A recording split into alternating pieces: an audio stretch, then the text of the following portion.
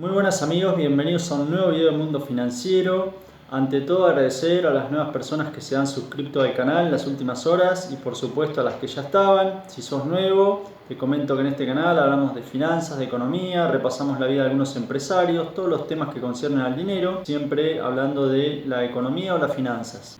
Me pareció propicio hacer este video de acuerdo a la situación actual después de las elecciones de las PASO, que salió favoreciendo a Milei, que es quien propone la dolarización en un contexto de devaluación, de fuerte inflación, el dólar que no para de subir. Recién hoy el Banco Central salió a intervenir fuerte y se pudo bajar un poco. Así que me pareció correcto, ya que hay muchas preguntas de cómo sería una posible nueva política en una dolarización, así que por eso hice este video. Vamos a algunas preguntas frecuentes y sus correspondientes respuestas. Una de las preguntas frecuentes en cuanto a la dolarización es si realmente se termina la inflación. La respuesta es que un país que dolariza la economía reduce de forma drástica su inflación. En los 20 años previos a la dolarización oficial, Ecuador tuvo una inflación promedio superior al 35%, mientras que después la bajó al menos al 10%. En el caso de El Salvador, que también dolarizó su economía, la tasa de inflación cayó de 14 a 2% promedio en los mismos periodos.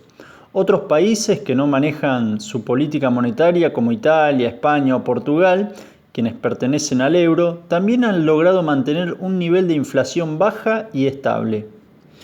A esta pregunta, por lo tanto, la respuesta a la pregunta que si se termina la inflación con la dolarización es que sí. Una de las preguntas comunes es cómo se realiza en la práctica la dolarización, y la respuesta es que el proceso consiste en que el gobierno, principalmente a través del Banco Central, recibe todos los pesos que hay en circulación en el país entregando a cambio dólares, a un determinado tipo de cambio.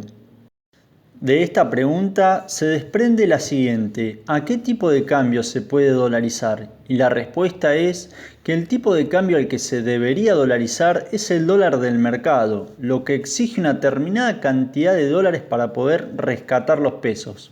Por ejemplo, si se quiere dolarizar la economía a 780, el tipo de cambio al que cerró el dólar por esta semana, por ejemplo, se necesitarían 8.200 millones para cambiar por dólares toda la base monetaria. Si a eso se le suman las LELIQ, entonces se necesitan 31.400 millones de dólares. Si se quisiera dolarizar a un tipo de cambio inferior, se necesitarían más dólares aún. Otra de las preguntas muy comunes es si están realmente los dólares para realizar la dolarización. Y la respuesta es que en las reservas del Banco Central esta cantidad de dólares no existe.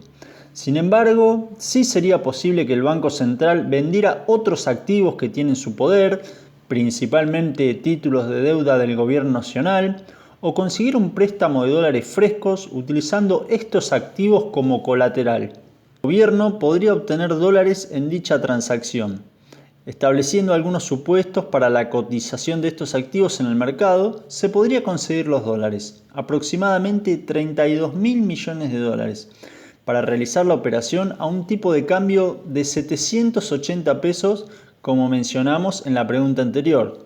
Es muy importante remarcar este punto para que no se genere la expectativa de que la única forma de dolarizar es con un tipo de cambio que tienda a cualquier cosa. Otra de las preguntas muy frecuentes es si se dolariza la economía, ¿el sueldo va a caer o va a subir? Para entender este punto es necesario aclarar que hoy todos sabemos cuál es nuestro ingreso medio al tipo de cambio paralelo. Por ejemplo, si una persona tiene un sueldo de 780.000 pesos, esto quiere decir que cobra 1.000 dólares por mes al tipo de cambio paralelo de lo que, por ejemplo, cotizaba esta semana.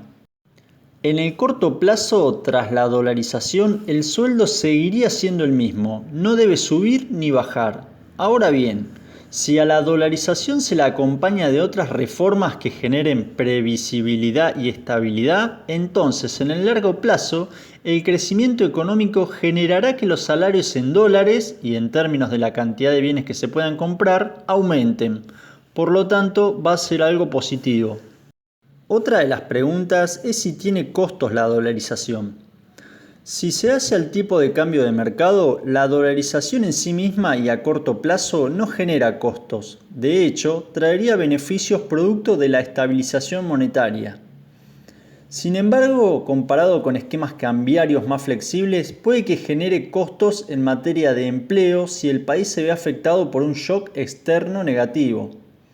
Por este motivo, es necesario complementar la dolarización con reformas que doten a la economía de mayor flexibilidad posible. La siguiente y última pregunta es si la dolarización es la única alternativa para cortar con la inflación.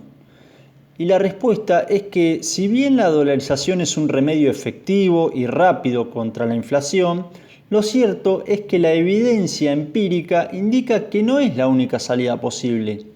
Una gran cantidad de países en la región y en el mundo tienen sus propias monedas y mantienen una inflación baja y estable, generando condiciones de previsibilidad y estabilidad para el crecimiento económico. En estos países es importante que el Banco Central sea totalmente independiente y que no financie los déficits fiscales del Tesoro. La realidad es que al desaparecer el Banco Central se consigue una moneda totalmente independiente del gobierno de turno.